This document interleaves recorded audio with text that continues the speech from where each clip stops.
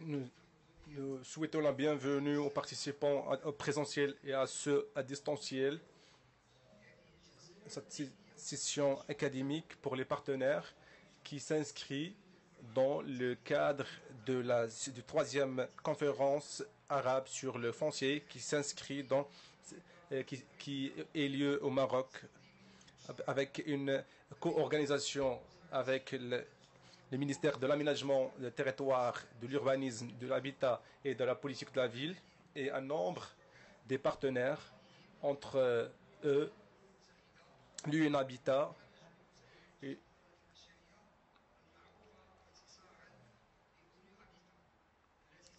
qui œuvre à renforcer les villes durables et intégrantes et bien planifiées pour améliorer les conditions de vie et l'accès aux services de première nécessité et contrer les changements climatiques, comme il œuvre principalement à mettre en œuvre l'agenda 2030 ainsi que l'agenda urbain nouvelle.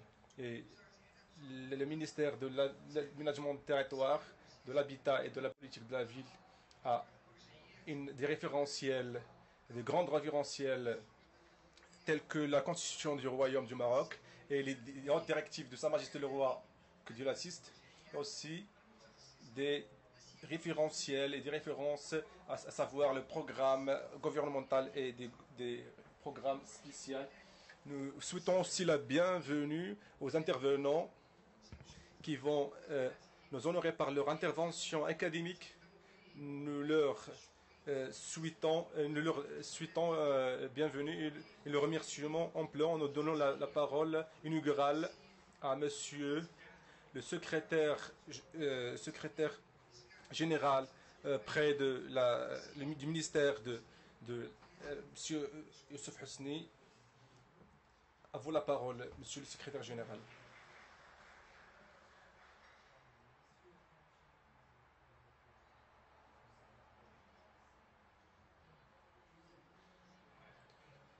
Bonsoir. Bonjour tout le monde. Prière soit sur le prophète, ses compagnons. Excellence, mesdames et messieurs, honorable assistance. C'est un honneur pour moi de vous souhaiter la bienvenue dans cette session académique tenue dans le cadre de troisième conférence arabe sur le foncier accueillie par le Royaume du Maroc, qui englobe un certain nombre d'experts dans le domaine foncier et le développement foncier, à l'instar à côté d'autres partenaires des différents pays, à savoir en Europe et de l'Amérique. Le foncier, comme vous le savez, dans la région arabe, comme à l'instar d'autres parties du monde, c'est le pierre angulaire pour le développement ambitieux, pas seulement en tant qu'une source économique d'investissement, mais également pour un facteur principal pour réaliser la justice sociale et aussi autonomiser et émanciper les parties vulnérables face au changement climatique, économique et social également. Avec la croissance démographique et l'expansion urbanistique, il y a des opportunités ambitieuses pour développer le domaine foncier en phasage avec l'offre et la demande et l'équilibre. Nos pays arabes, à l'instar d'autres pays, font face aux différents défis dans la gestion du foncier, ce qui impacte sur le développement économique et la durabilité dans des domaines territoriaux. Parmi ces défis, on mentionne en l'occurrence, premièrement, le cadre normatif et institutionnel qui est caractérisé par la pluralité des législations et des réglementations. Donc la question du foncier est une question transversale, ce qui mène vers la complexité des procédures et aussi le retard dans les procédures administratives et aussi des fonciers non immatriculés, ce qui impacte sur la sécurité foncière, sur la tenue on ne peut pas parler de sécurité de la tenue des fonciers sans parler de l'investissement. Deuxième mention, c'est la faiblesse de planification urbanistique et l'expansion arbitraire, ce qui mène vers les bidonvilles et mène vers une mauvaise exploitation des fonciers et aussi des dysfonctionnements territoriaux et aussi la récession des zones rurales. Troisièmement, la rareté et la pénurie des terres destinées pour vu la spéculation foncière et le monopole, ce qui impacte et ce qui constitue un obstacle face à l'investissement et aussi au projet de développement durable, sans mentionner aussi les expropriations. Quatrième défi, c'est le domaine rural, c'est la complexité des terres collectives et la difficulté de déterminer les droits d'usufruit, ce qui minimise les opportunités de l'investissement économique vu l'héritage et la faiblesse de l'infrastructure dans les zones rurales, ce qui limite ce qui élargit le gap entre le développement et l'autre défi, c'est la durabilité et la faiblesse de la résilience face au changement climatique pour protéger les fonciers des défis climatiques, à savoir les déluges. Le sixième défi, c'est la faiblesse de la technologie dans le foncier. Comme nous avons témoigné la matinée, c'est pour améliorer les terres dans les pays arabes. Et septièmement, le partenariat entre le public et le privé pour un développement rural, pour faire face à ces défis. Nos pays arabes ont besoin de procéder à des réformes intégrales dans le domaine de l'intégration, de la détermination d'un cadre normatif régissant le domaine des fonciers et créer un équilibre entre la durabilité écologique et l'économie et le renforcement de la coopération régionale pour l'échange d'expertise et adopter des politiques plus efficaces. Excellence, mesdames et messieurs, dans le cadre du partage des expériences entre deux pays frères, nous rappelons que le Royaume du Maroc a connu pendant les dernières années des transformations accélérées dans différents domaines qui sont accompagnées par des chantiers, des réformes très grands.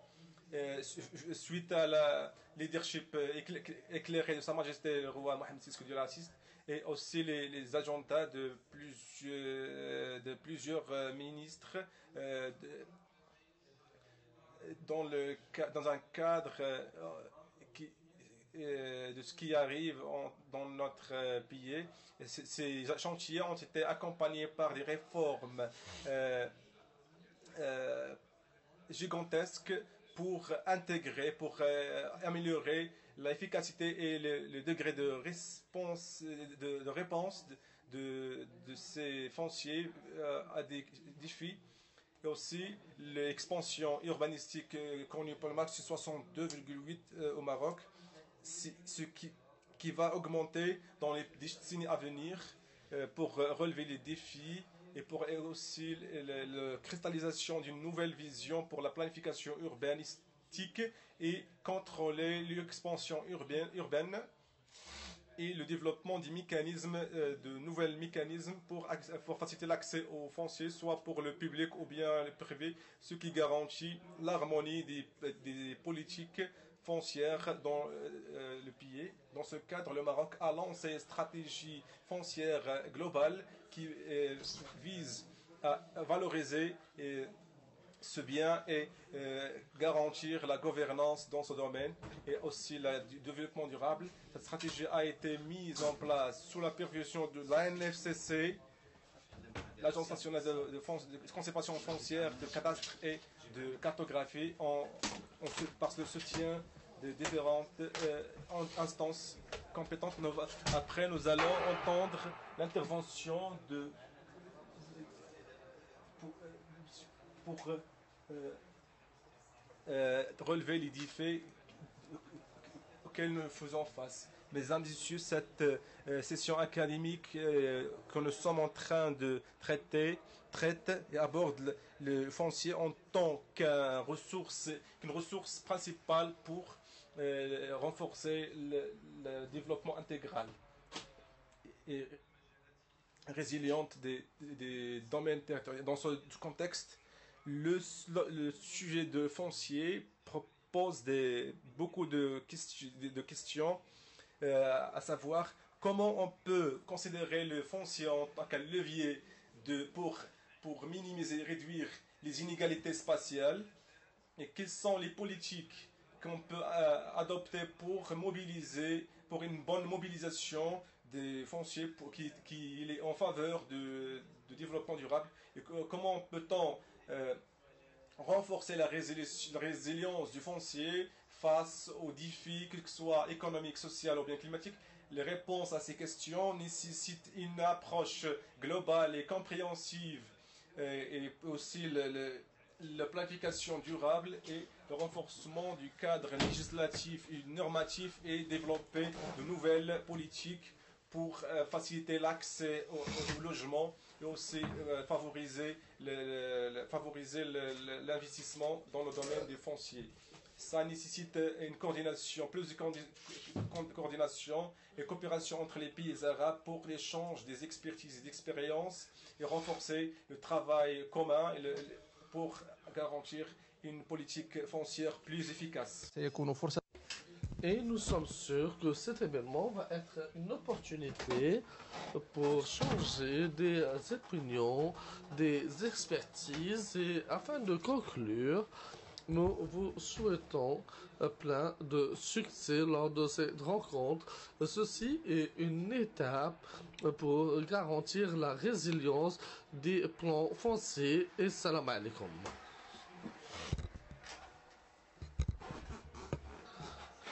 Merci, monsieur le secrétaire général du ministère de l'Habitat et de la politique de la ville pour ces remarques d'ouverture qui vont cadrer cette séance. Et nous avons discuté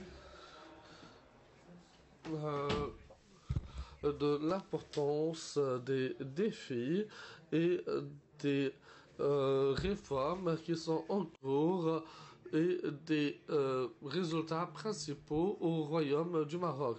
Mesdames et messieurs, si vous le permettez, je voudrais partager avec vous le programme de cette session. Nous allons d'abord écouter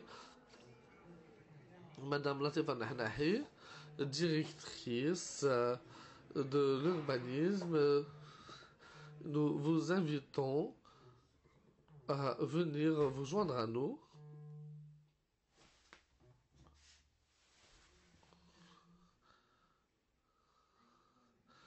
Donc, docteur Latifa Nahnahi est spécialiste de l'urbanisme. Elle est directrice de l'urbanisme au ministère de l'urbanisme et de l'habitat. Reçu plusieurs diplômes dans divers sujets et je vous demande de bien vouloir l'applaudir. Ensuite, nous allons donner la parole à M. Moustapha El-Kahar, directeur de l'ANFCC, qui va nous présenter la stratégie nationale du foncier au Maroc. Veuillez vous joindre à nous. Et pour présenter M. Krax, donc c'est le directeur de l'Agence nationale du foncier et de la cartographie.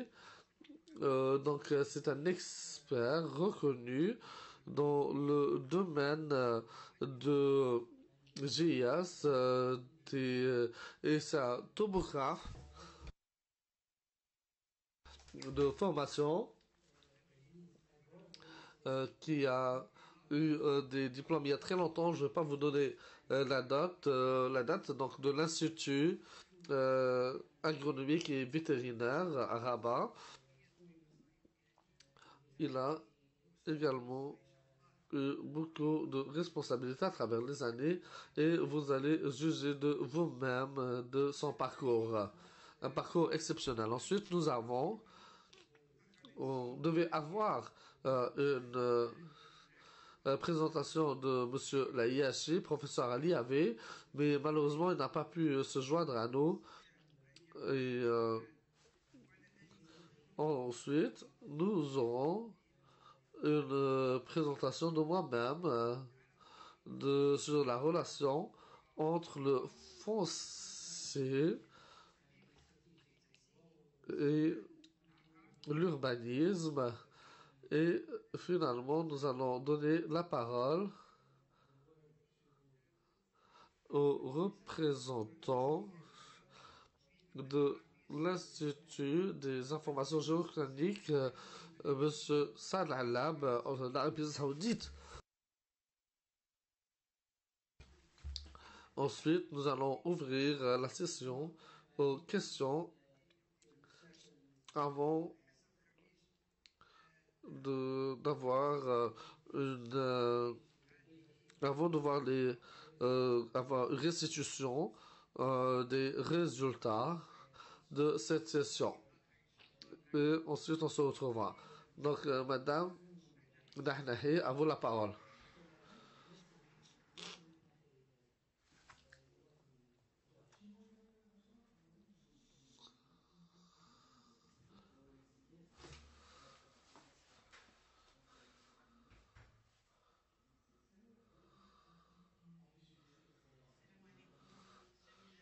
Bonjour à toutes et à tous. Au nom de Dieu clément miséricordieux, prière soit sur son prophète et ses compagnons. Permettez-moi d'abord, mesdames et messieurs, de vous exprimer ma gratitude, mon honneur de participer à cette session sur le foncier, qui est une ressource principale. Donc, nous allons parler du foncier en faisant référence à un référentiel marocain et national et international. Donc, tout d'abord, le foncier est un axe productif, une ressource productive stratégique et levier pour aller de l'avant, pour atteindre un développement stratégique et source d'investissement et également source de création d'emplois. Donc, nous avons créé tout un système proactif visant à utiliser les ressources naturelles tout en retrouvant un équilibre au niveau de l'urbanisme et la capacité de s'adapter à tous les changements économiques, technologiques, environnementaux et économiques. Donc nous avons eu depuis 2011, depuis la Constitution en 2011, nous avons choisi d'avoir une régionalisation avancée avec une gouvernance qui va nous donner une nouvelle orientation pour faire évoluer les systèmes de l'État en donnant l'opportunité à chaque région d'attirer les meilleurs investissements tout en se focalisant sur les ressources, sur ces spécifications, comme ceci a été écrit au niveau de la réglementation qui organise cette régionalisation. De plus, nous avons des recommandations au niveau de la Constitution qui reconnaît le droit d'accès à l'habitat et le droit d'accès au foncier comme étant des droits fondamentaux. De plus, le programme gouvernemental 2021-2026 qui a pour objectif la coordination et la bonne gouvernance et également une complémentarité au niveau des programmes régionaux qui vont supporter les bases du gouvernement et attirer les investissements. De plus, nous avons le nouveau modèle de développement qui demande à une meilleure gestion de notre foncier en créant des systèmes qui permettent de mettre en œuvre les différentes politiques. Et au niveau international, le Royaume s'est engagé à atteindre les objectifs, les ODD 2030 et l'agenda 2063 pour l'Afrique. Et le Maroc est également un membre de Delga Afrique.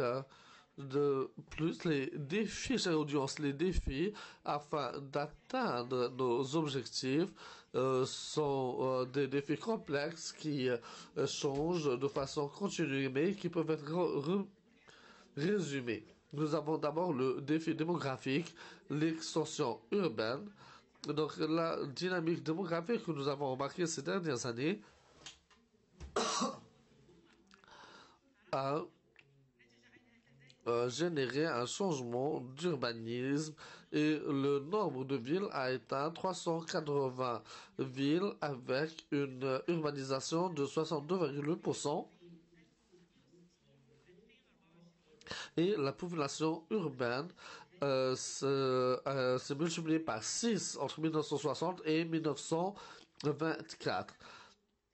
Donc, nous avons une concentration des habitants dans des villes à moins de 100 km de littoral à 70% de la population. Et les grandes villes génèrent 75% du PIB national et 70% des investissements. Donc, le succès de n'importe quelle politique dépend du foncier qui lui est attribué et la possibilité d'utiliser les terres dans des régions suburbaines et rurales est devenu très important afin d'atteindre les objectifs des stratégies de développement et ceci est en relation avec une distribution qui n'était pas équilibrée et de plusieurs systèmes de gestion du foncier que nous avons. Nous avons 5 systèmes de foncier. Nous avons le foncier privé, le foncier des soulalières. Nous avons également les terres du gouvernement qui sont des terres privées et publiques. Et des terres du Habous, le système de Habous.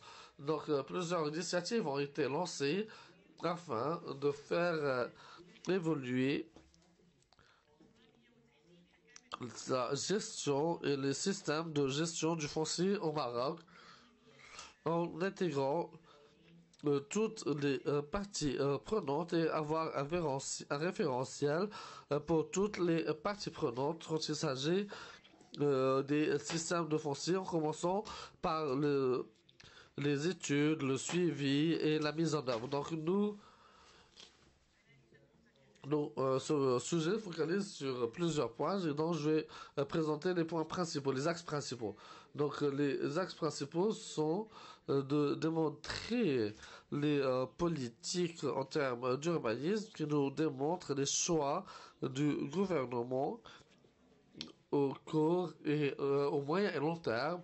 Et ceci est un cadre référentiel pour les aspects gouvernementaux, les interventions gouvernementales.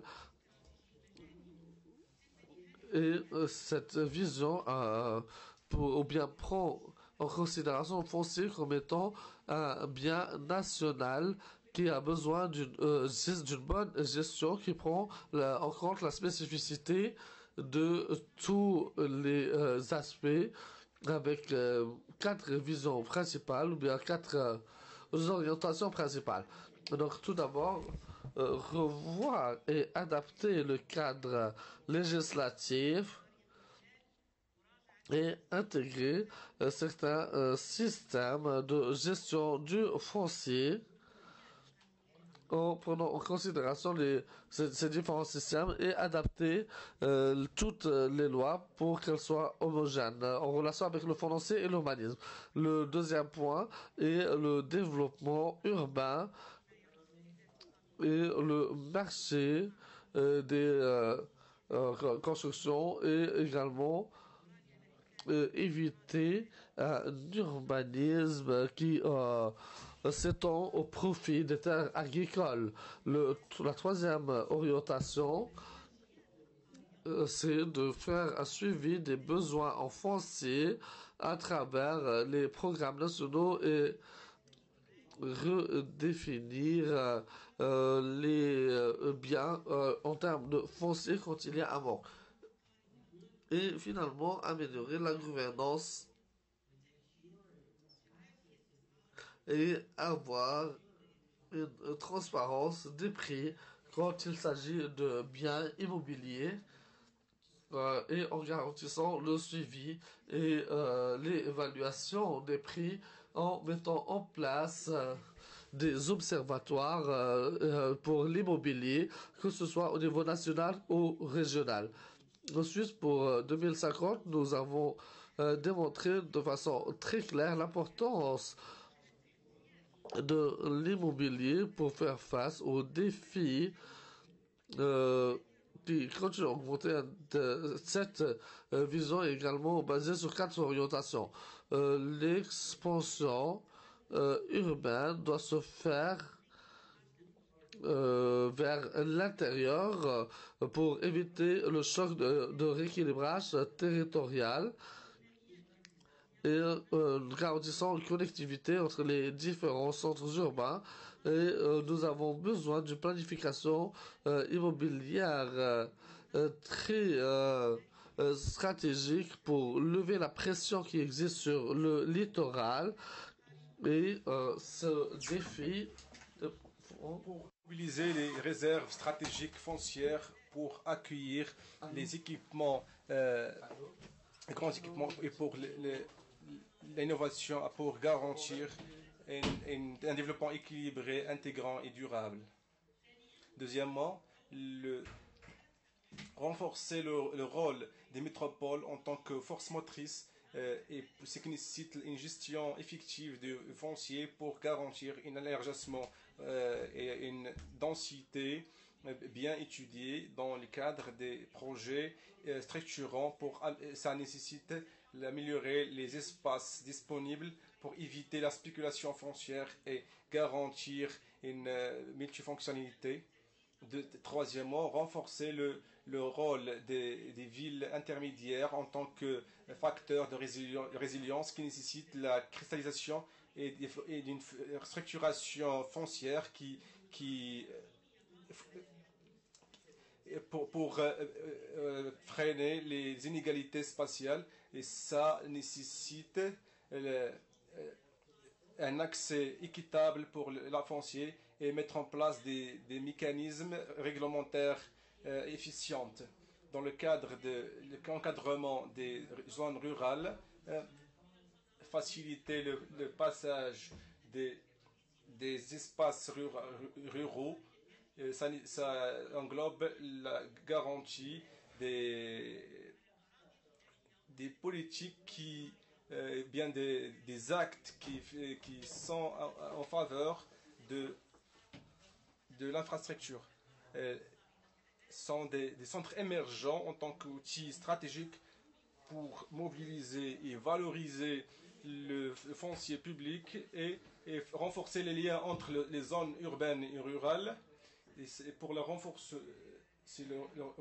renforcement des liens entre les deux milieux urbains et rural et atténuer l'impact de l'exode rural et aussi l'accompagnement dynamique des centres émergents et aussi les renforcer à travers des projets territoriaux intégrés et aussi mettre fin à des disparités spatiales et améliorer le niveau de vie et le niveau de vie des populations de ces espaces. Et ça inclut l'aménagement de plus de 542 centres, c'est-à-dire 8,1 millions d'habitants, c'est 60% de l'ensemble de la population rurale, afin de mettre en œuvre les clauses ou bien ce projet si ambitieux. Les documents de planification stratégique territoriale et dans l'encadrement des espaces et aussi pour mettre en place des programmes de développement régionaux, parce qu'il a recommandé d'adopter une approche régionale participative et intégrante pour gérer le foncier. Et c'est basé sur la révision des plans qui consomment l'assiette foncière ou bien les biens fonciers. Il y a aussi la mobilisation des fonciers publics avec des préférentiels pour attirer des investissements avec la réforme du régime foncier. Aussi l'usage à bon escient du principe de l'offre et de la demande. Et il faut considérer que les projets, le cadre optimal pour mettre en œuvre les différents niveaux des politiques régionales et territoriales, et aussi mettre en place des observatoires régionaux pour contribuer à ce que les régions possèdent des banques de données dans le cadre foncier régional. Honorable assistance, pour finir et pour clore, il sied de réaffirmer que le ministère travaille avec les partenaires dans le cadre de la coopération arabe pour l'échange des expertises et capitaliser sur les bonnes pratiques pour gérer le foncier et renforcer ses services, et aussi développer des mécanismes de l'harmonie et de l'intégration des domaines. Que Dieu nous aide pour faire le mieux sous la leadership éclairée de Sa Majesté le roi Mohammed VI, que Dieu le glorifie et l'assiste. Merci. Merci, Madame la directrice. Félicitations. Félicitations pour vos exploits que vous avez réalisés d'un développement stratégique intégré et une vision hiérarchique de territoire national. Chaque centimètre carré de territoire national a un cadre référentiel dans la planification. Ce qui m'a attiré l'attention dans votre intervention, une expression, c'est éviter la régression. Il y a des efforts pour éviter les régressions. La parole est à monsieur le professeur. La parole à monsieur le professeur Mustafa Al-Kahak, directeur du cadastre à l'ANFCC. Son intervention portera sur la stratégie nationale pour le foncier au Maroc. À vous la parole, sous vos applaudissements, mesdames et messieurs. Merci. Bonjour tout le monde. Le plaisir de participer à cette 3e conférence arabe sur le foncier. Alors mon intervention va s'articuler sur la stratégie foncière nationale. Alors l'élaboration de la stratégie foncière nationale et de son plan d'action intervient en application des hautes orientations contenues dans la lettre royale adressée aux participants aux assises nationales sur la politique foncière de l'État et son rôle dans le développement économique et social, organisée sous le haut patronage de Sa Majesté le roi Mohammed VI les 8 et 9 décembre 2015. En effet, Sa Majesté le roi Mohammed VI, que Dieu l'assiste, a appelé dans son message royal à l'adoption d'une stratégie nationale intégrée, clairement définie, et à son opérationnalisation sous forme de plan d'action comprenant tous les aspects relatifs à l'élaboration et l'exécution de cette politique. Fin du message royal. Le gouvernement a mandaté le directeur général de l'Agence nationale de la conservation foncière, du cadastre et de la cartographie en qualité de coordonnateur national pour la préparation de la stratégie foncière nationale et de son plan d'action. Pour répondre aux problématiques identifiées, la stratégie foncière est articulée autour de 5 axes stratégiques ayant été déclinés en 18 leviers stratégiques. Le premier axe stratégique est celui de débloquer les situations d'indivision, de morcellement, de spéculation et de non-formalisation des droits. Deuxième axe stratégique, c'est modifier les dispositions légales pour mieux les adapter à la réalité du terrain. Troisième axe stratégique, restaurer la capacité d'intervention de l'État et des collectivités locales en renforçant ses moyens d'action. Quatrième axe stratégique, c'est renforcer les infrastructures du foncier. Et cinquième axe stratégique, c'est consolider la gouvernance du foncier. Alors, parmi les 18 leviers stratégiques, on a 5 leviers qui sont considérés ou qualifiés comme prioritaires. Alors, le premier levier, c'est celui de dissocier la propriété de l'exploitation pour une meilleure productivité du foncier. Levier numéro 2, c'est faciliter la gestion et la sortie de l'indivision. Levier numéro 5, c'est de revoir les dispositions légales en décalage avec la réalité des pratiques. Levier numéro 11, enrichir le cadastre actuel de données économiques et sociales, notamment pour disposer d'un cadastre multi-usage, ou ce qu'on appelle, nous, cadastre économique. 17e levier, c'est de mettre en place un dispositif de gouvernance en charge de porter la stratégie foncière nationale et la mettre en œuvre. Alors, ce qui est du dispositif de portage de la stratégie foncière nationale. Le rôle du dispositif de portage de la stratégie foncière nationale est de veiller sur la mise en œuvre de la stratégie foncière nationale. Il facilite le pilotage et la coordination des acteurs impliqués au niveau stratégique et décide, arbitre sur les orientations et décisions relatives au déploiement de la stratégie foncière nationale. Afin de porter la stratégie foncière nationale et d'assurer son déploiement, le dispositif doit être en mesure d'assurer une coordination non seulement entre les principaux acteurs impliqués dans la mise en œuvre de cette stratégie au niveau central ou au niveau territorial, coordination horizontale, mais également entre les acteurs institutionnels et les instances en charge du déploiement et de mise en œuvre de la stratégie foncière sur le terrain, coordination verticale. Alors, les apports du cadastre pour la gouvernance foncière. Le cadastre moderne est considéré comme un instrument de connaissance qui supporte l'application des politiques d'administration des terres et incidemment les pratiques de gouvernance foncière nationale.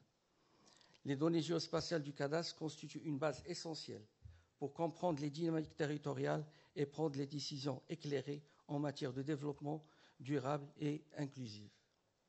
Le cadastre donc joue un rôle crucial dans la gouvernance foncière en assurant une gestion transparente et efficace des terres. L'information cadastrale est au cœur des stratégies de développement économique et social.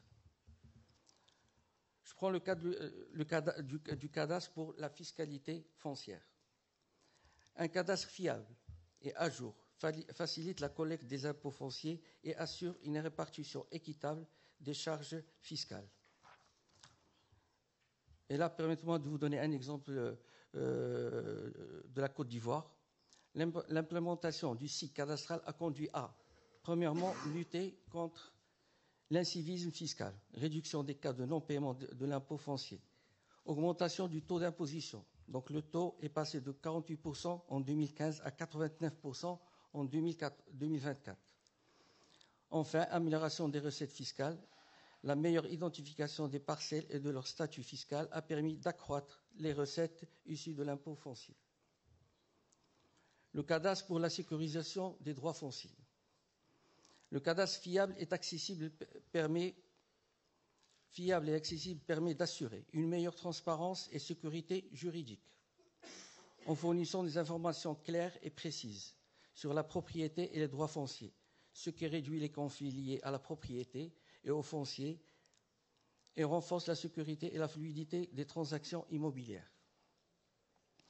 Le cadastre précis et structuré est un outil indispensable pour la modernisation de l'agriculture et la gestion des conflits liés aux parcelles. En fournissant des informations détaillées sur les parcelles, il facilite l'accès au crédit, encourage les investissements et soutient le développement rural. De plus, il permet de résoudre les litiges fonciers en offrant une base légale claire sur la propriété et l'utilisation des parcelles. Et là, je vais souligner un point qui est très important sur la qualité de l'information cadastrale. Comme j'ai dit, le Maroc dispose d'un cadastre fiable et précis. Et parmi les caractéristiques de cette qualité, c'est la précision de la détermination des coordonnées des limites des parcelles, qui varient entre 5 à 7 cm dans le milieu urbain et entre 10 et 15 cm dans le milieu rural.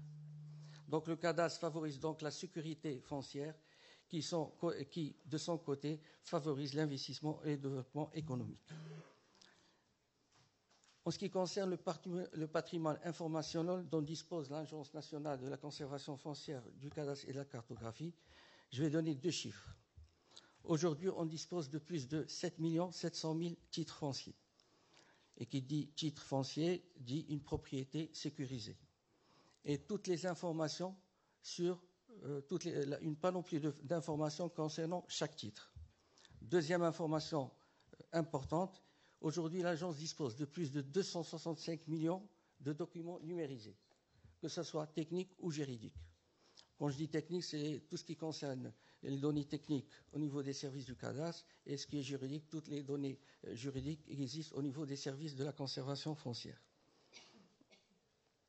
Et parmi les leviers stratégiques de la stratégie foncière nationale, c'est celui d'accélérer l'immatriculation foncière ou la généralisation des immatriculations foncières. Sachez que l'agence aujourd'hui lance chaque année 35 communes territoriales pour les projets d'immatriculation foncière d'ensemble et pour une enveloppe budgétaire de plus de 400 millions de dirhams. Et ces projets ou ces zones d'immatriculation foncière d'ensemble sont pris en charge entièrement par l'agence. C'est-à-dire que le citoyen ne dépense aucun sou de sa poche. Et ça, c'est très important. C'est un processus qui est pris en charge de bout en bout par l'agence. Le cadastre pour la planification et aménagement du territoire. Les informations cadastrales sont indispensables pour la planification urbaine et rurale et la mise en place d'infrastructures.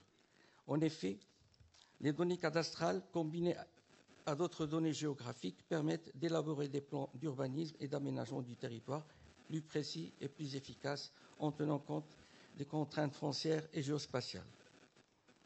Le suivi des mutations foncières et de l'évolution de l'occupation du sol grâce au cadastre permet de maîtriser et gérer l'urbanisation et de prévenir l'étalement urbain. Le cadastre permet de vérifier la conformité des usages du sol aux réglementations en vigueur et de lutter contre les constructions illégales. La visualisation et l'exploitation des données cadastrales permet de faciliter la prise de décision en matière de planification urbaine et d'aménagement du territoire et d'assurer une meilleure organisation de l'espace urbain et rural.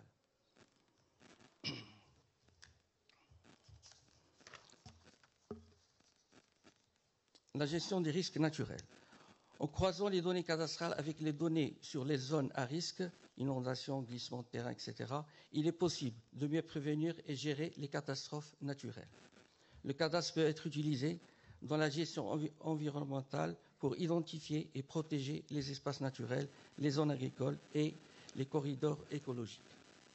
La visualisation des données cadastrales permet une meilleure compréhension des phénomènes tels que la désertification et favorise la prise de décision éclairée.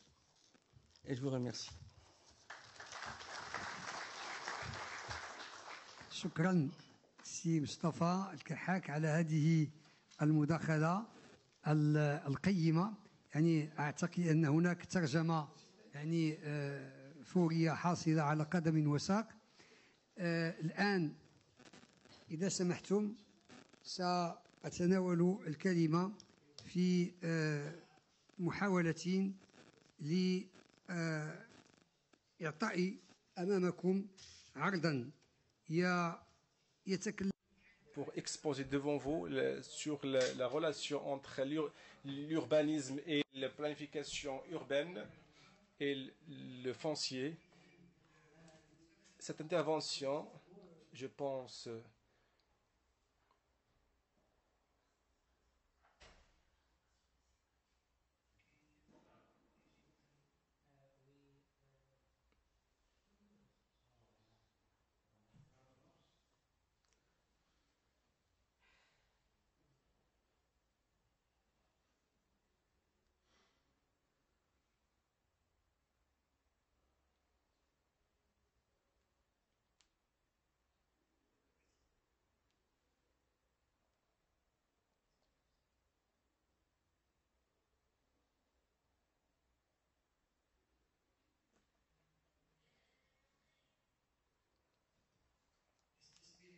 pardon pour cet incident technique imprévu. L'intervention, c'est le titre, le rôle stratégique pour l'urbanisme pour améliorer l'exploitation du foncier. J'aimerais, si vous permettez, de faire un rappel de quelques postulats que vous saviez. Juste pour rappel, je sais que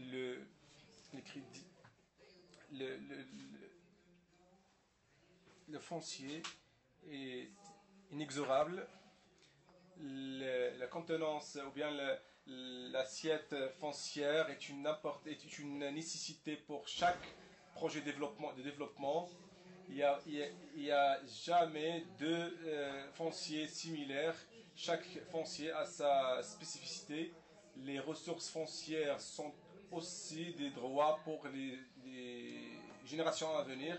La valeur matérielle du foncier, c'est le résultat des possibilités disponibles pour son usage. Là, on ne peut pas l'utiliser pour plus que sa valeur. L'assiette foncière est une opportunité pour construire l'investissement et garantir la continuité des programmes de développement. L'urbanisme a un rôle principal pour régulariser et pour réguler la programmation de l'utilisation des terres et leur exploitation pour des fins de développement. Il y a des cumuls historiques pour lesquels le souci foncier était présent lors de chaque programme de développement, ce qui a mené vers la structuration de la stratégie. Comme a mentionné M. Tahak dans son exposé, la ressource foncière et les textes réglementaires et juridiques, il y a une répartition de territoire national, comme nous avons vu lors de l'intervention de Mme Nahnahi, directrice de l'aménagement territoire, et l'usage des terres émane en vertu des documents d'urbanisme. Il y a aussi l'annonce pour l'utilité publique, les voiries, les chantiers publics, les équipements publics, les espaces verts. Cette utilité publique favorise l'accès l'accès au foncier. Une relation étroite entre chaque foncier n'est pas par force, n'est pas par nature utilisable. Quelques terres, on trouve qu'il y a une volonté politique de l'État pour procéder à des aménagements de certains terrains que d'autres. Il est déterminé suivant quelques conditions.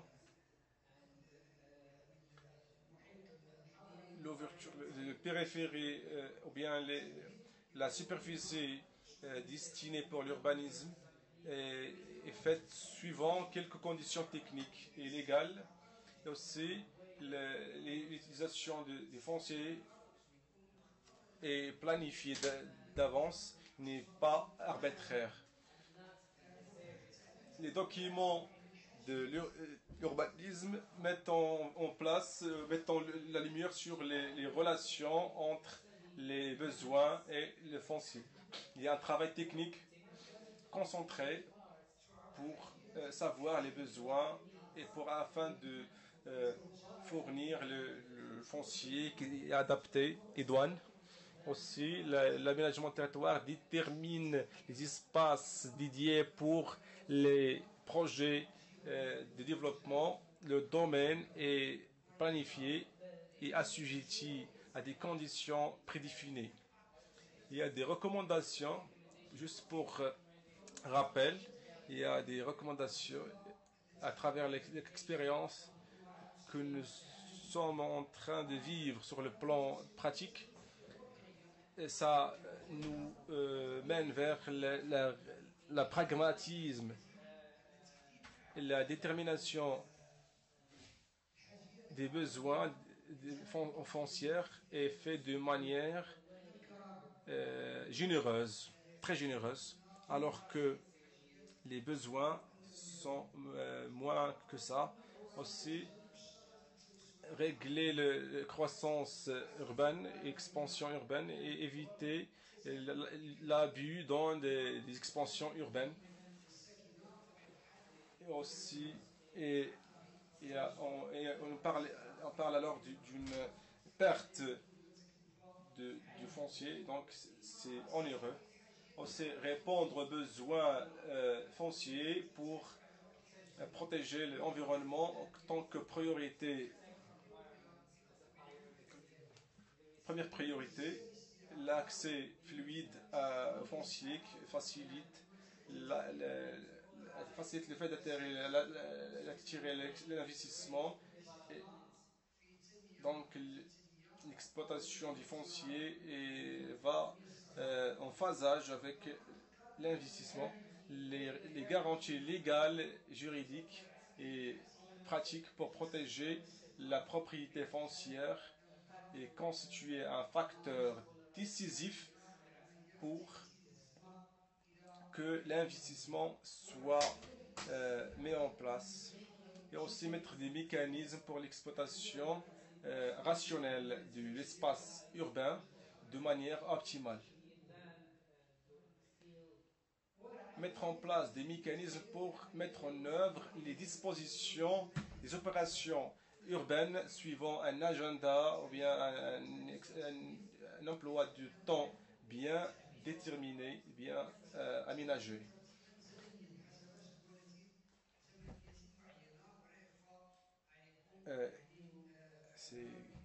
Vous savez tous ce que la ville peut gagner à travers cette opération sur le plan économique et sur le coût du bien. Donc, organiser les espaces urbanistiques en tant que sous forme de pôles et des agglomérations urbaines, et aussi l'usage de la dynamisme urbanistique et les moyens de transport afin de diversifier l'offre foncière, et ça pour créer des conglomérations, des rassemblements de population, et favoriser et encourager l'innovation à l'échelle, au niveau des modèles urbains pour le profit ou bien pour l'usage rationnel du foncier. Garantir les droits des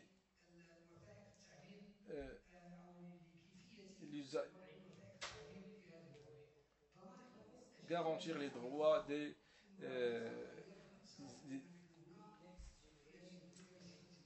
générations à venir dans le domaine des ressources foncières. Donc il faut qu'il y ait la durabilité et garantir les droits des autres générations et garantir les droits de toutes les populations, des visiteurs, des enfants, des personnes âgées, des personnes à mobilité réduite et toutes les catégories sociales ont besoin du foncier et elles doivent l'avoir, et aussi notamment le foncier urbain. Et aussi utiliser, se référer aux références urbanistiques dans le cadre de la durabilité. Il y a un guide référentiel pour les équipements urbains dans les différents domaines et des différentes hiérarchies. Mettre en place, adopter le principe de l'usage des terres pour les équipements de la commune, et aussi utiliser les équipements publics pour que ces équipements puissent servir pour la finalité pour lesquelles ont été destinés. Aussi la concentration rationnelle et prendre en considération l'usage à bon escient des ressources foncières sur des espaces construits et bâtis, et pour éviter la perte des pertes foncières. Et aussi utiliser les fonciers pour des équipements renouvelables. On a des équipements obsolètes et archaïques qu'on doit éviter. Et également faciliter l'accès aux investissements privés, aux fonciers qui est utilisé pour le bien public. Et également utiliser le foncier pour le développement national, utiliser le principe de développement équitable pour le développement du foncier, et également utiliser les activités, les outils modernes pour une meilleure gestion du foncier, et également créer des institutions spécialisées dans la gestion du foncier, trouver des solutions équitables pour la bonne gestion de notre patrimoine dans les nouvelles villes. Surtout que nous avons plein de villes nouvelles au sein de notre pays, et on peut les utiliser de plus que ce soit pour les pôles urbains modernes ou les villes authentiques qui reviennent du passé vers le présent et également vers le futur à travers son patrimoine et son foncier. Donc merci pour votre attention. Maintenant, je voudrais passer la parole à monsieur Sajla, l'ingénieur Sajla,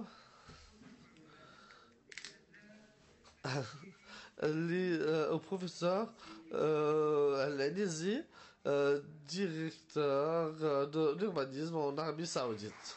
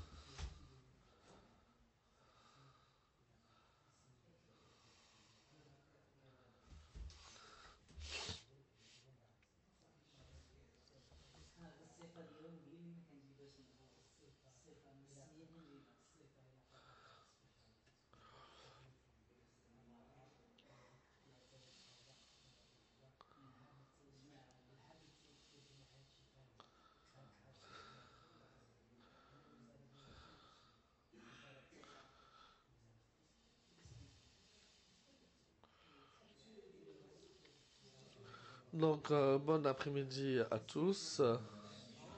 Je voudrais commencer par remercier nos frères du Royaume du Maroc pour cet accueil chaleureux. Donc, maintenant, je voudrais vous présenter une étude scientifique au sujet de la gouvernance du foncier et qui a pour titre comment choisir les bons endroits pour une expansion urbanistique. Donc, je parle je donne l'exemple de Riyad, de l'est de Riyad, et ceci en utilisant la proactivité et les GIS. Donc, beaucoup de pays ont une croissance économique, industrielle et sociale. Donc, à Riyad, nous avons une croissance qui augmente d'année en année. Il y a des régions qui ne sont pas prêtes de façon géologique. Et nous pouvons utiliser ceci selon le pays et la région. Donc ici, vous avez des exemples des différentes inondations. Donc nous avons parlé des différentes pentes et on peut trouver à travers cette étude quels sont les meilleurs endroits pour une expansion à l'est de la ville de Riyad. Donc nous avons le problème notamment pour les villes milléniales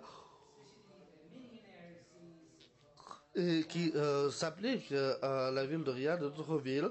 Il y a beaucoup de pentes, beaucoup d'inondations. Mais nous essayons de définir quelles sont les bonnes régions pour les extensions des villes existantes. Donc les objectifs de ces études est de connaître quels sont les lits de rivières secs, comment les zones d'inondation, connaître les spécifications de chaque région. Donc nous avons plusieurs questions. Donc ceci est la zone d'étude est de la ville de Riyad. Donc nous avons utilisé comme méthodologie une analyse quantitative. Donc au début, lors de l'introduction, nous avons parlé de du GIS et nous voulons connaître quels sont les écoulements d'eau au niveau de cette région, quelles sont, si ce sont des zones d'inondation. Donc la méthodologie, nous avons commencé à travers des photos satellitaires qui nous ont fourni des informations. Ensuite, on a fait une analyse hydraulique et une analyse des élèvements. Et ensuite, on a cherché les résultats avant de... Donc ici, nous avons les résultats des informations géomécaniques et comme vous pouvez le voir, l'analyse des informations se fait de plusieurs façons. Nous avons fait une analyse des élévations. Donc, le moins élevé était de 573 mètres et l'élévation la plus élevée était de 730 mètres. Donc, nous avons également utilisé la classification de Young. Donc il y a des rabaissements de plus de 45 degrés. Donc il faut éviter les pentes de plus de 85 degrés. et éviter les pentes très élevées. Donc, troisièmement, nous avons vu une carte des lits de rivière au niveau de cette zone d'étude. Ensuite, nous avons analysé toutes ces données. Donc, nous avons 120 écoulements d'eau à l'extérieur du centre et 16 à l'intérieur. Ensuite, l'analyse de cette lettre des rivières de plus de 10 km et ceci selon les besoins que nous avons de chaque région. Donc, nous voulons avoir selon les besoins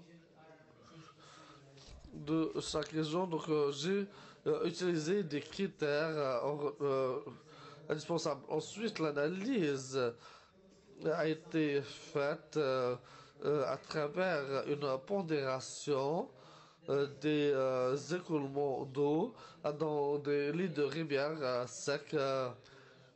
Donc, nous avons trouvé que certains sont meilleurs que d'autres. Et nous avons donné une pondération pour chaque critère qui a été demandé pour bâtir la ville. Pour l'extension de cette ville, nous avons également utilisé un majority filter pour avoir une carte finale. Donc ici, nous avons les résultats finaux. Donc il y a des 229 km carrés sont convenables, 333 km carrés sont plus ou moins convenables à 50%, et les régions qui ne sont pas du tout convenables, si on revient à la carte, c'est les régions qu'on voit en rouge, ce sont des régions pas du tout convenables, c'est-à-dire qu'elles sont dans des zones où se trouvent des rivières ou bien qui ont des pentes de plus de 45 degrés qu'on trouve qui est de 16%. Donc les recommandations, c'est que les gouvernements, lorsqu'ils veulent développer un plan urbain, doivent prendre en considération les critères géologiques et hydrologiques pour l'extension urbaine, car ceci peut atteindre ou bien peut avoir un impact sur la vie de plusieurs personnes. Et ceci permet de connaître quelles sont les zones convenables pour l'extension des villes, et afin des études similaires peuvent être utilisées dans des régions qui sont pour des régions d'extension. Et merci pour votre attention. شكرا مهندس سعد جلاب على Merci pour votre présentation, Monsieur Saad Jlan. Maintenant, si vous le permettez, nous allons ouvrir la session aux différentes discussions pour ceux d'entre vous qui veulent prendre la parole.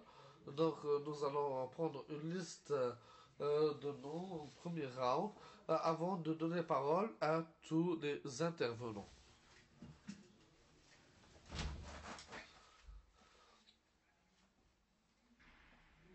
Votre nom, s'il vous plaît? Mr. McCawi.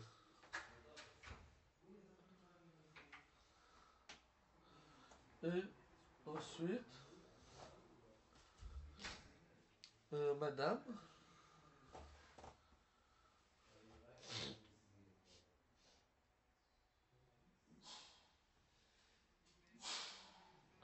Donc je regarde à droite, je regarde à gauche, en bas, en haut. Je vois des yeux qui veulent parler, mais je ne vois pas de main levée. Pouvez-vous vous présenter? tarikh, ok.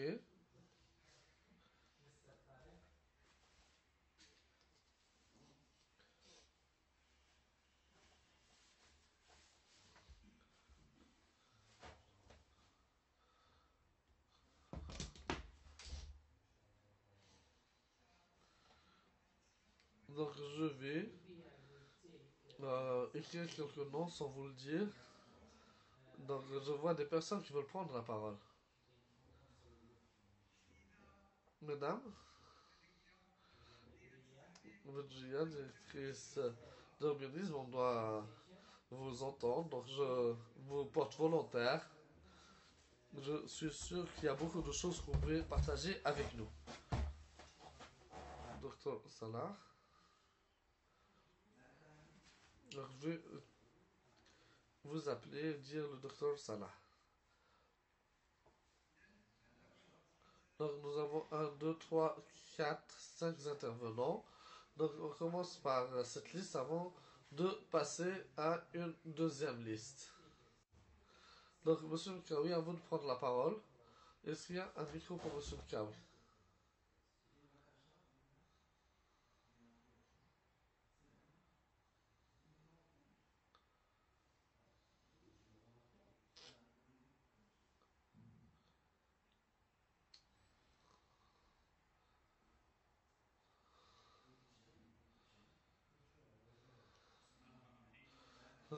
Au nom de Dieu, clément, miséricordieux, prière soit sur son prophète et compagnon. Donc, je voudrais commencer par remercier tous les intervenants, notamment les représentants de l'ANFCC, de monsieur le représentant de l'urbanisme, et je vous félicite pour le travail que vous faites pour le développement au Maroc. Donc, une question en relation avec le développement est très difficile. Il est difficile de répondre aux problèmes du foncier au Maroc. Donc, selon mon propre point de vue, la première question qu'on voudrait vous poser est suite à une équation très difficile et ça prend l'aspect de qu'est-ce qui vient d'abord, la poule ou l'œuf. Donc, est-ce que l'opportunité foncière ou bien le foncier qui vont guider la voie de notre planification, ou bien la planification doit se faire d'abord. Donc, est-ce qu'on peut répondre à cette question? Est-ce qu'on doit avoir le foncier disponible pour faire la planification, ou bien on fait la planification, ensuite on trouve le foncier? Donc, selon votre expérience,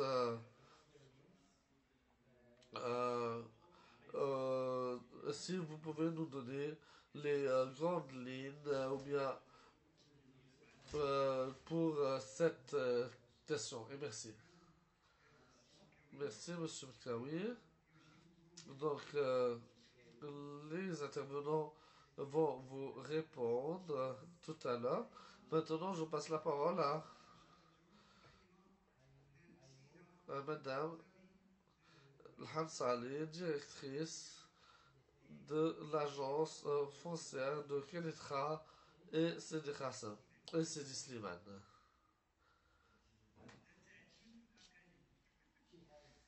Donc, elle travaille sur plusieurs régions. Les intervenants, ça m'a été demandé de faire un témoignage pour essayer de donner, c'est-à-dire présenter un peu l'expérience des agences urbaines à travers les territoires. Et voilà, donc effectivement, comme vous savez, l'urbanisation a des effets majeurs sur les sociétés, l'économie et sur l'environnement. Effectivement, au fur et à mesure de l'expansion de la tâche urbaine, les terres périurbaines qui sont réservées c'est-à-dire pour l'agriculture, se transforment pour répondre aux besoins de l'infrastructure, pour les besoins effectivement de logement, pour aussi pour répondre aux besoins des zones d'activité.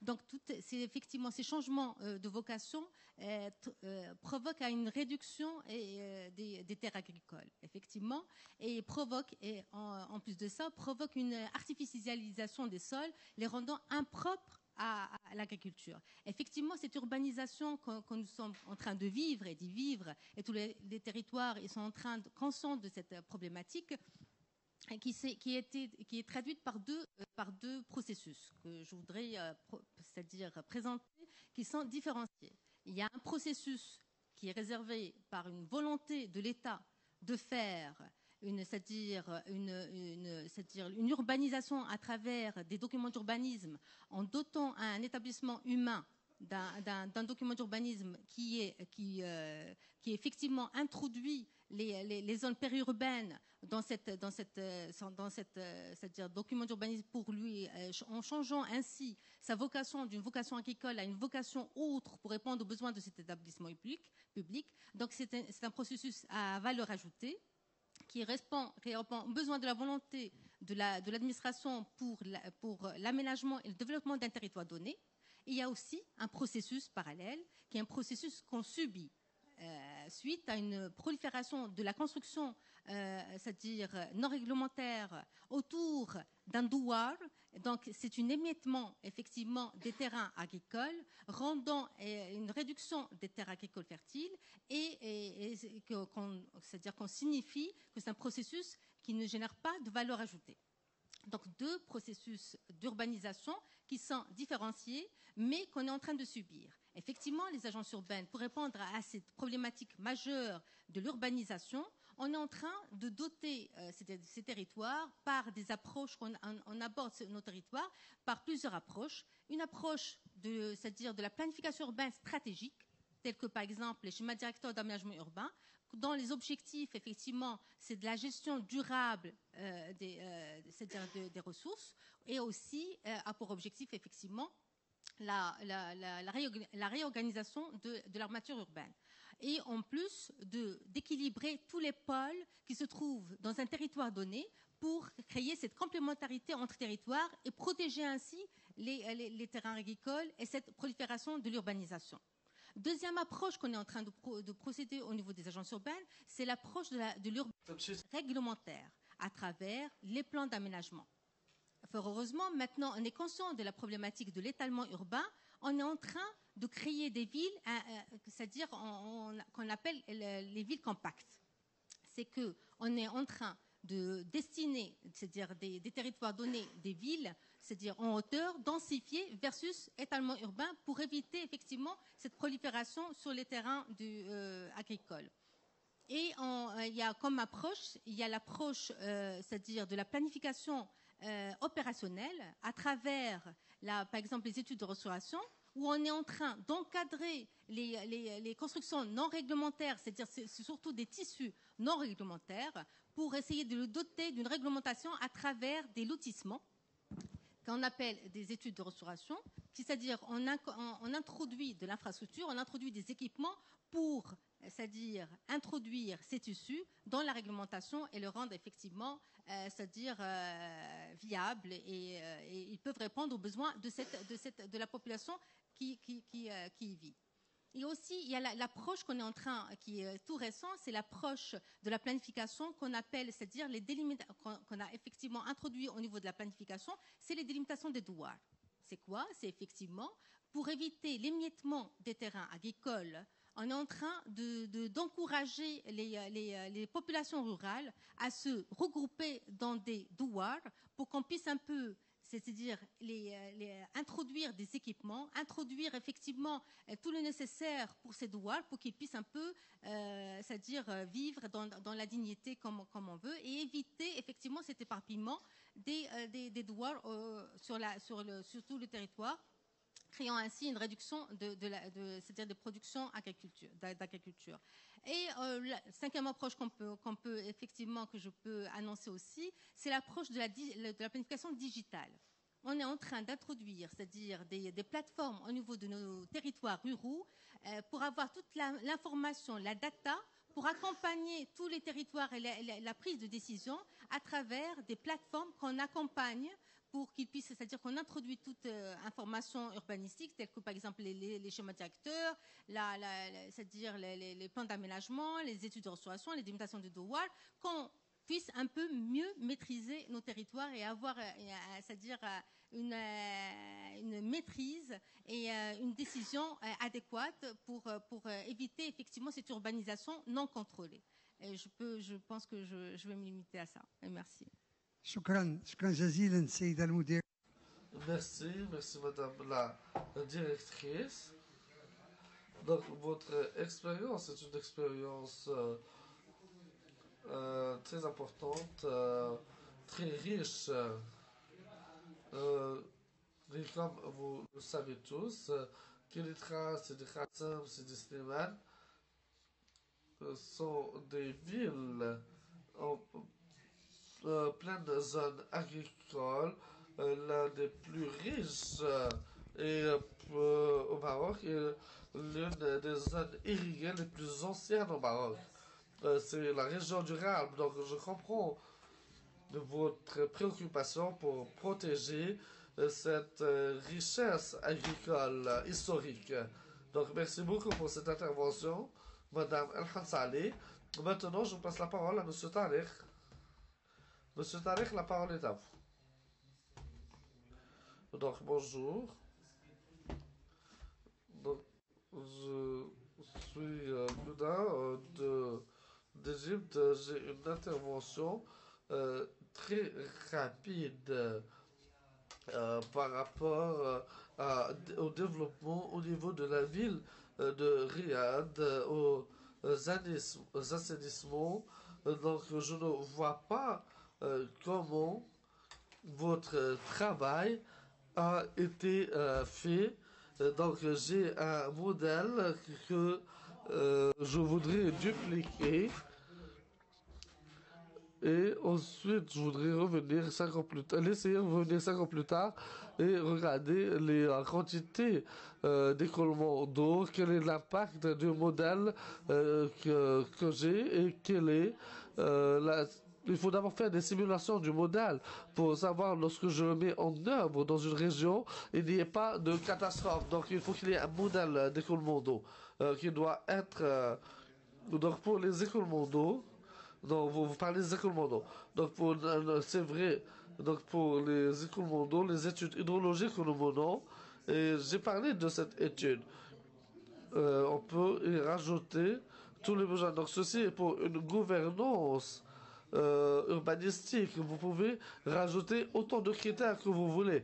Donc l'idée est le plus important et vous pouvez rajouter comme critère le taux d'écoulement des eaux, des nombres d'années, quelle est la distance du lit de rivière qui est sec.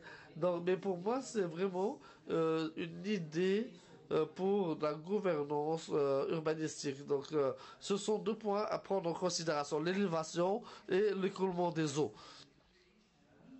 Donc, aujourd'hui, nous sommes en train de vivre dans une période où le climat nous surprend.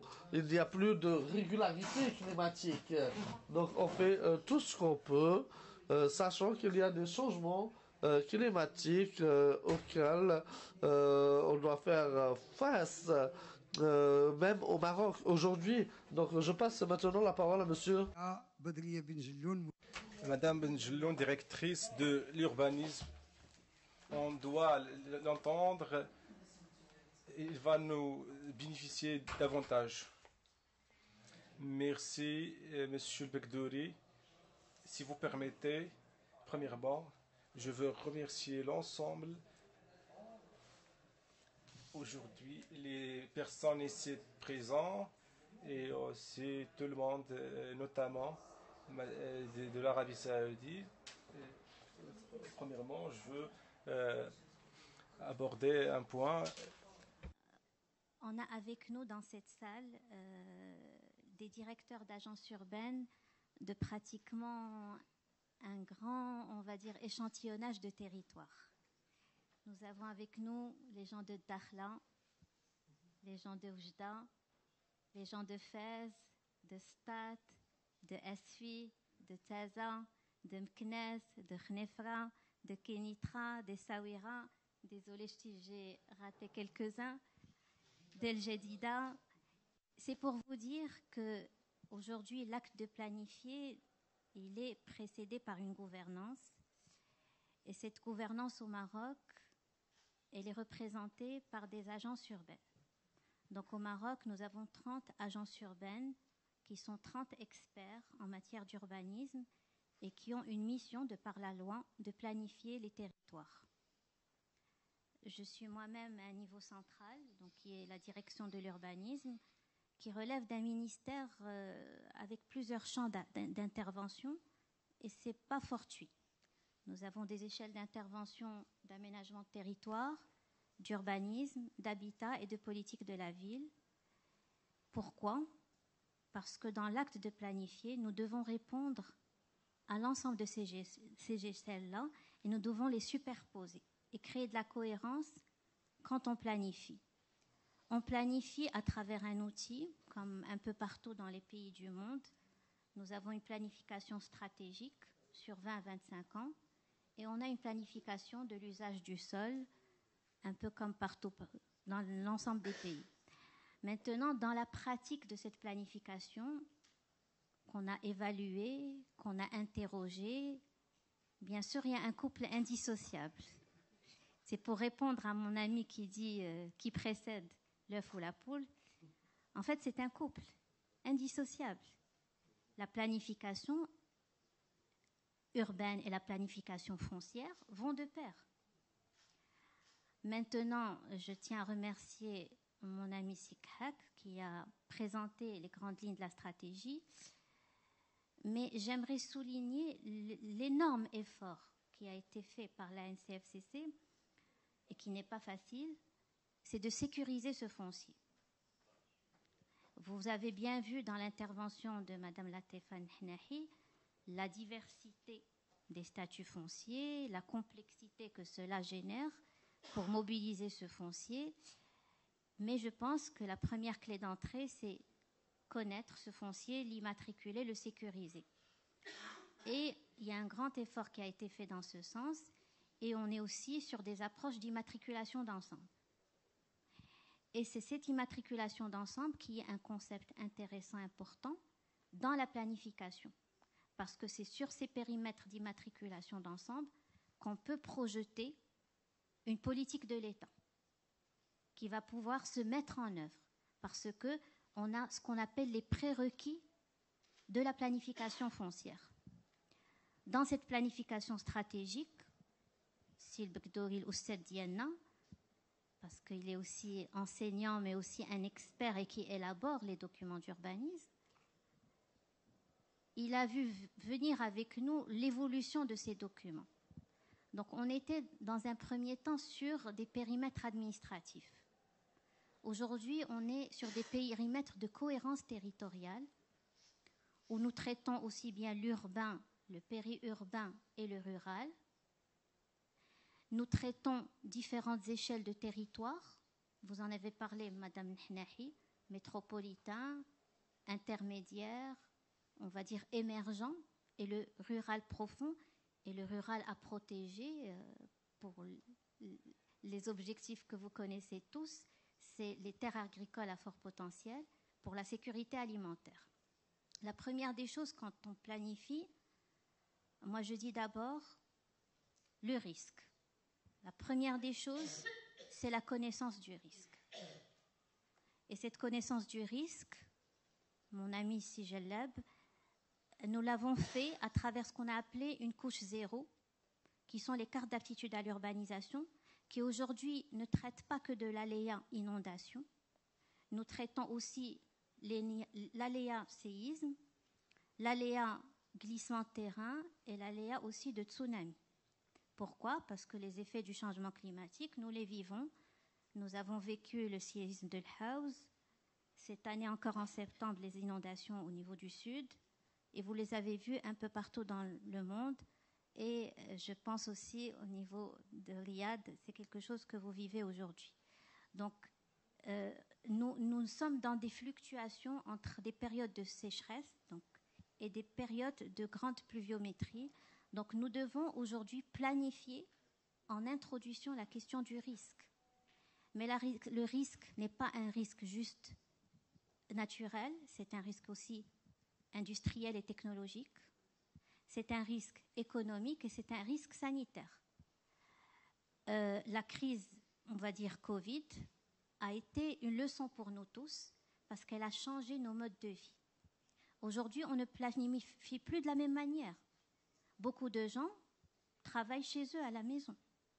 Il y a le numérique qui est venu, qui a changé la façon de vivre.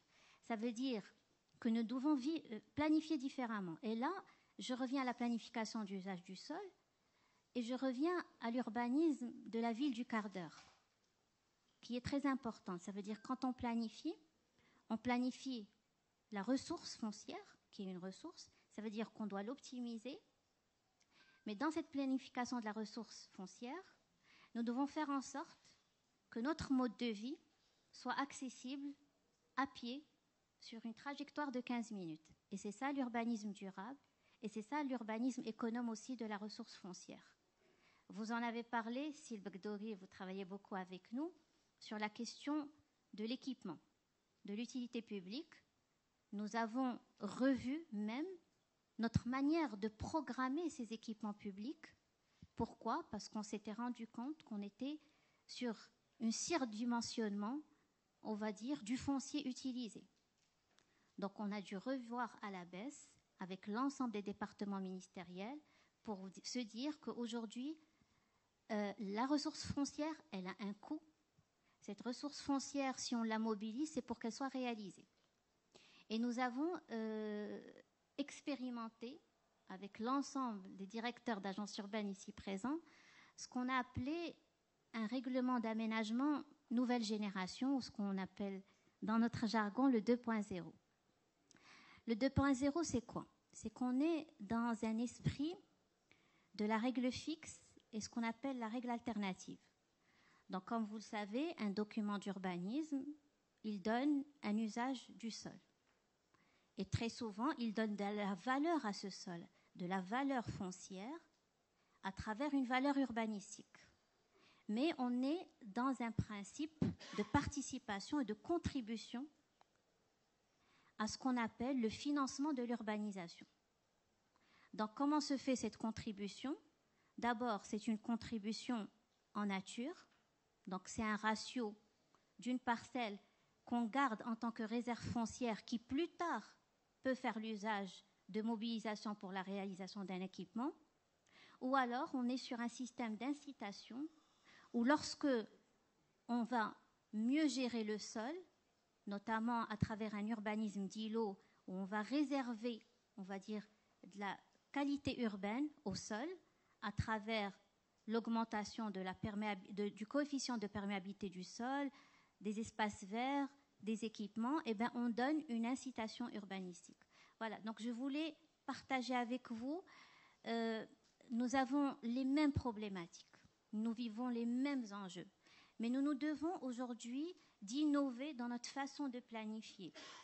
Aujourd'hui, il faut planifier la cohérence territoriale, il faut planifier le risque, et il faut planifier, on va dire, l'usage rationnel du foncier, sans oublier, bien sûr, toutes les possibilités offertes par les technologies du numérique. J'en ai un petit peu parlé ce matin, mais aujourd'hui, nous sommes en train de travailler sur un pilote pour utiliser l'intelligence artificielle au profit de cette planification. Pourquoi ? Parce qu'il y a ce qu'on appelle la big data, et cette big data peut être mieux analysée et interprétée par l'intelligence artificielle. Elle peut nous donner le multicouche, et ce multicouche peut corriger nos actes d'urbanisme ou nos choix d'urbanisme. Donc ça devient un outil d'aide à la décision, et je vous remercie encore. شكرا جزيلا. Merci beaucoup, professeur Berruyer, pour cette intervention d'importance et j'ai pu l'inciter à prendre la parole. Dr Salah, à vous la parole, Dr Salah.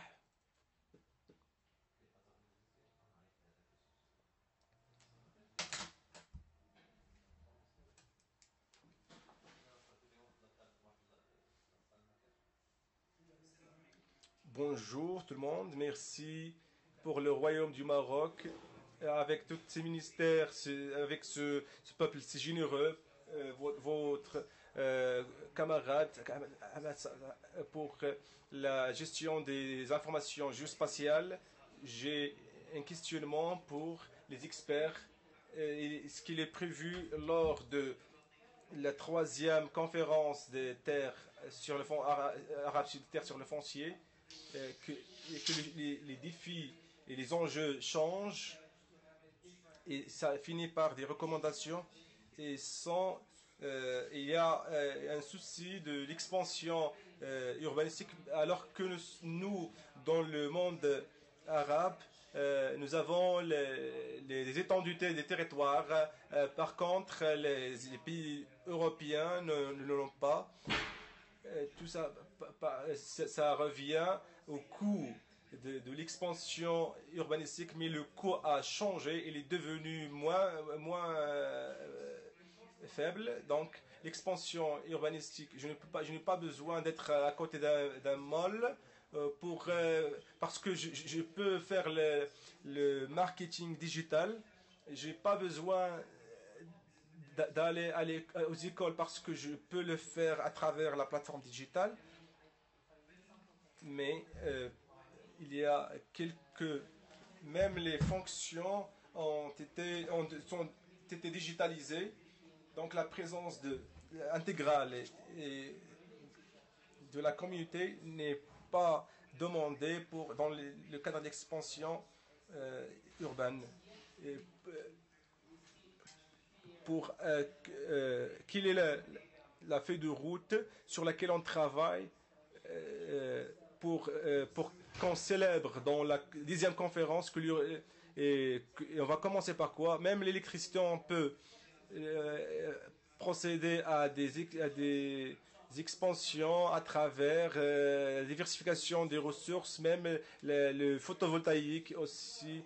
Donc, ce n'est pas un enjeu, c'est une nécessité et c'est une doléance en vertu par l'appui de la volonté de Dieu. Merci, Dr Salah. En réalité, à mon avis, très modeste, il y a des changements structurels qui ont eu lieu dans le cadre des espaces digitales qui nous donnent un nouveau domaine de l'espace pour l'usage des énergies renouvelables. Il nous donne davantage de liberté. Ce que nous avons eu l'habitude de faire.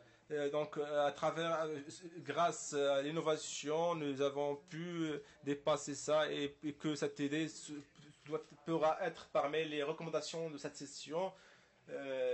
Donc, il y a des comités scientifiques qui travaillent pour trouver des stratégies arabes au moyen terme afin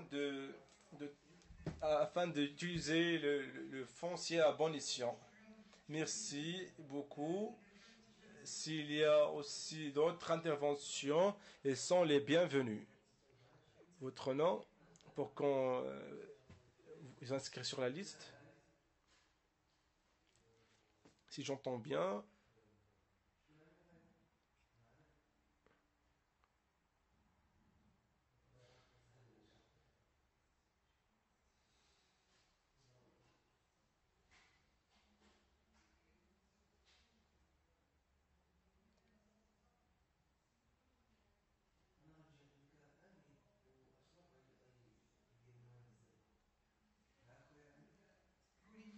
Permettez-moi, il a été demandé de libérer les lieux parce qu'il y aura une autre activité dans la même salle. C'est ça que j'ai compris, si je ne me trompe pas. On va prendre un peu de temps. Je m'excuse, messieurs les intervenants. On va passer directement, si vous permettez, messieurs les intervenants, on va passer directement aux recommandations parce que permettez-moi Avec toute honnêteté, je vous demande de m'excuser.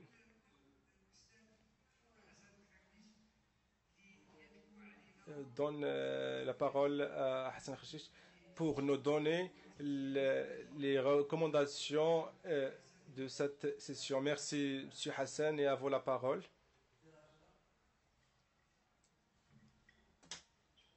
Merci, professeur Bagdori. En fait, il est difficile de résumer, de présenter l'ensemble des interventions de manière très brève, en considérant que tout ce qui a été dit lors des interventions a une valeur académique très importante, mais pour la raison du temps, donc je vais vous lire l'ensemble des résumés, des recommandations qui ont été les fruits des interventions de tous les intervenants. Afin de renforcer le développement durable et intégrant dans les pays arabes, la 3e conférence sur le foncier a été tenue sous titre de le foncier est un levier pour la résilience des espaces par la participation des experts de différents pays arabes. Cette conférence est venue pour mettre la lumière sur l'importance du foncier en tant que force motrice de l'économie et pour débattre les problématiques et les défis et les enjeux auxquels fait face le secteur foncier et aussi la proposition des solutions effectives afin de renforcer sa gouvernance et sa durabilité. Et sur cette base, il faut mentionner le cadre général dans lequel ces interventions s'inscrivent. Ces interventions mettent la lumière sur plusieurs référentiels et ces tendances stratégiques qui constituent le cadre général pour le sujet de la discussion et du débat sur le foncier. En l'occurrence, les hautes directives de Sa Majesté le roi Mohamed VI, que Dieu l'assiste, adressées aux participants sur le symposium national tenu au 8 décembre 2015. Également, aussi, nous avons mentionné les grandes réformes structurantes, à savoir la Constitution 2011, la régionalisation avance et le nouveau modèle de développement. En plus, nous avons aussi mentionné les programmes gouvernementaux et institutionnels. C'est la création du comité permanent de la politique foncière. Et en tant que cadre général, il faut évoquer les enjeux et les défis actuels imposés par le changement démographique, économique et social sur les deux niveaux urbain et rural. À partir de ce cadre général, les participants ont affirmé que le foncier est considéré un levier de l'économie, de développement économique à travers l'encouragement de l'investissement productif et fournir des opportunités de travail et aussi renforcer la concurrence de l'économie nationale. Deuxième point, le foncier est un pilier pour réaliser la justice sociale à travers la réduction des disparités spatiales et des disparités sociales et garantir l'accès équitable et juste aux infrastructures et les espaces publics. Également, le foncier constitue un outil stratégique pour guider et orienter les politiques publiques et pour la mise en œuvre des programmes programmés, des projets programmés dans le cadre du plan de l'aménagement territorial. Et dernièrement, les intervenants ont considéré dans cette rencontre le foncier en tant que ressource naturelle qui nécessite la durabilité et de le transformer aux futures générations à travers des pratiques responsables. À partir de ces points essentiels auxquels les intervenants ont attiré l'attention de l'auditoire. Donc, il y a un constat qu'on doit signaler. C'est un constat qui a des raisons très importantes. Mais il y a aussi beaucoup de défis dans un jeu. Ce constat est caractérisé par une situation foncière, caractérisée par la multiplicité, la complicité et la difficulté de mobilisation. Le cadre légal et juridique qui organise et qui régit le foncier manque la flexibilité et l'usage rationnel de l'assiette foncière disponible. Il y a aussi un point essentiel qui se représente et qui se manifeste par la difficulté de la mobilisation des assiettes foncières pour accompagner les plans d'aménagement et les plans d'aménagement du territoire. Et aussi la formation de foncières et l'expansion urbaine au détriment des champs agricoles et aussi l'usage du foncier public, quelquefois sans base légale. Un des intervenants, c'est la problématique de recréer les terres agricoles. Et je m'excuse si la traduction de ce concept ne s'adapte pas au terme choisi. Les points évoqués lors de ce débat, on peut les traduire à beaucoup et plusieurs mesures.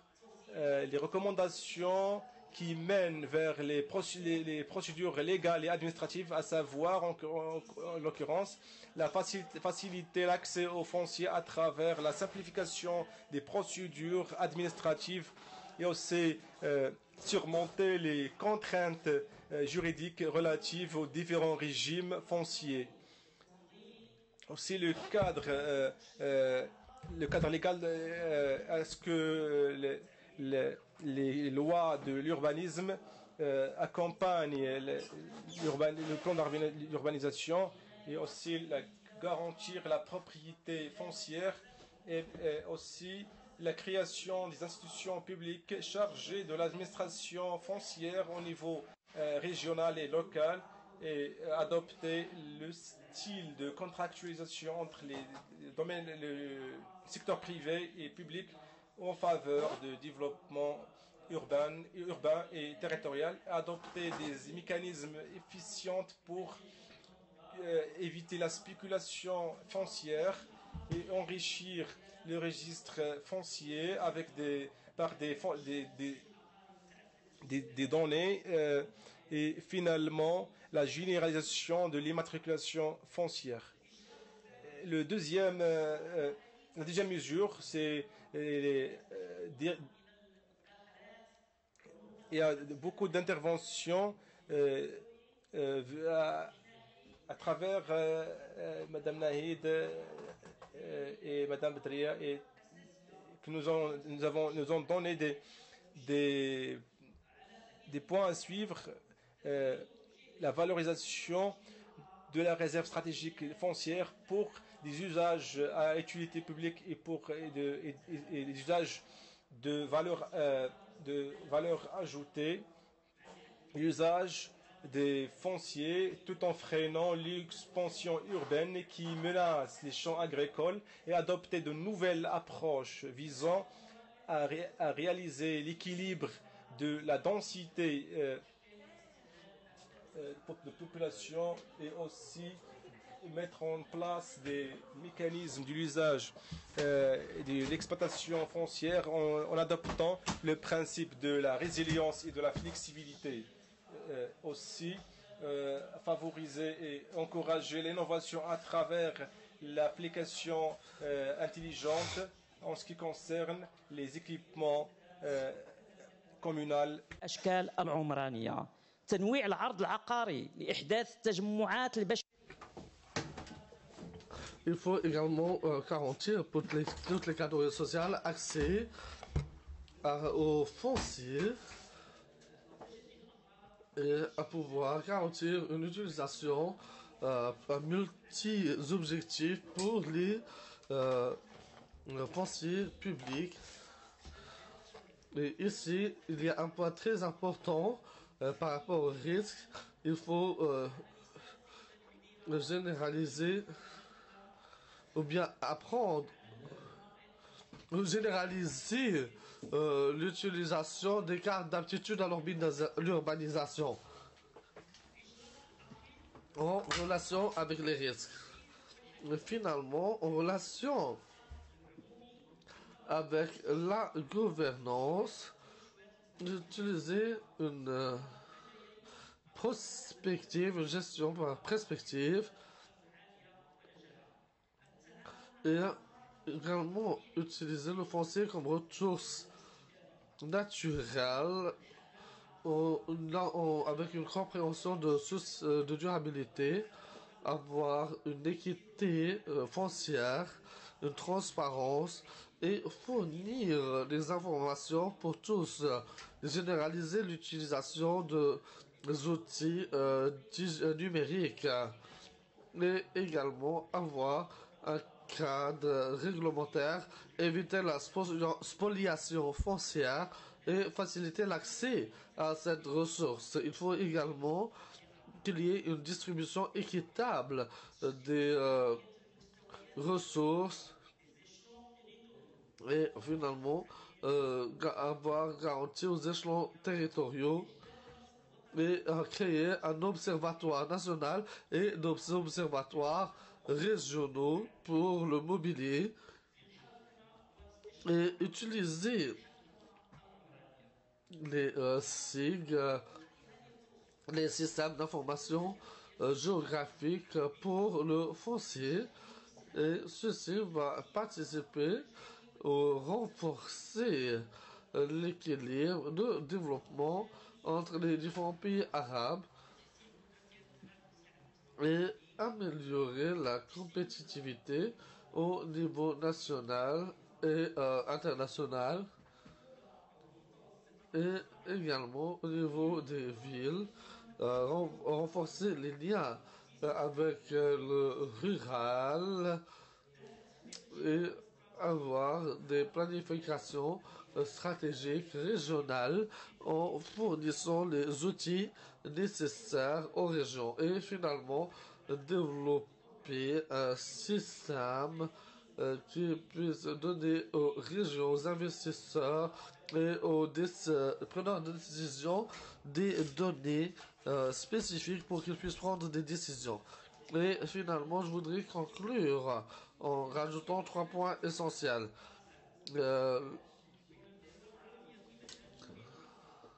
L'importance de la coopération régionale en créant des relations entre les pays arabes, la création de réseaux de communication, de plateformes de communication entre les experts et les preneurs de décision. Et finalement, nous espérons que ce type de conférence va continuer pour renforcer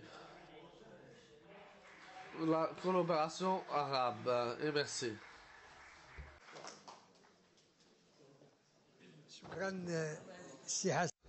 Merci, M. Hassan Kharbish. Bravo. Donc, très rapidement, vous avez pu nous donner